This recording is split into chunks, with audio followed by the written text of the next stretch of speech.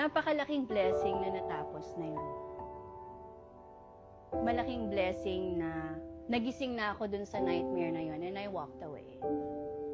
Kasi hindi talaga worth it. It's not worth wasting my time, my energy sa someone na kinokontrol ka, minamanipulate ka. That kind of life drains you and you lose yourself in the process.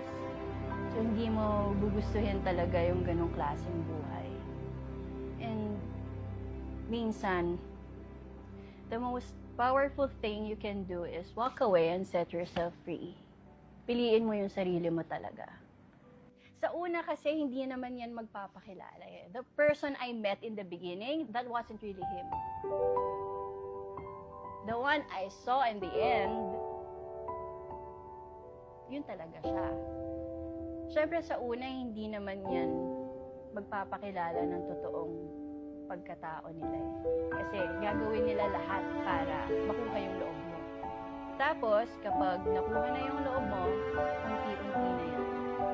Doon nalalabas yung totoong pagkatao nila. At syempre, ako din, sa part ko, nahulog ako doon eh.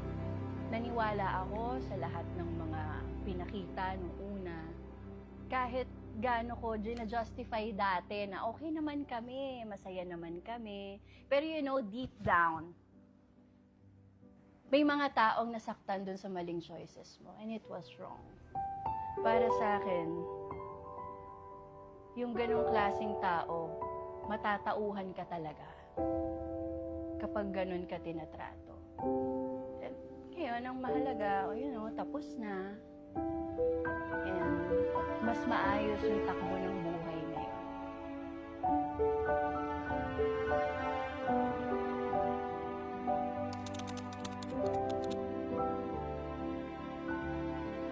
Isa sa natutunan ko na kapag ang isang tao, umpisa pa lang, mahal ka na agad, big gestures agad yung ginagawa para sa'yo.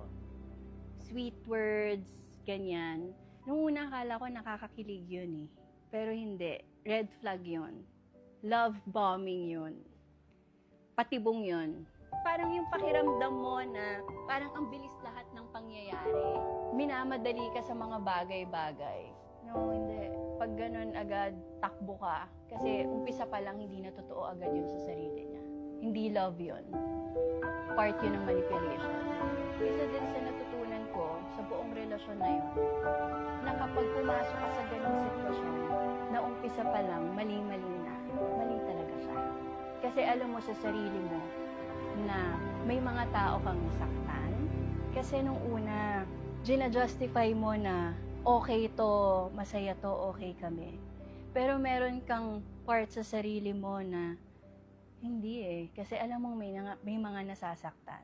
Para po doon sa mga taong nasaktan ko nung mga panahon na yon, I am so sorry.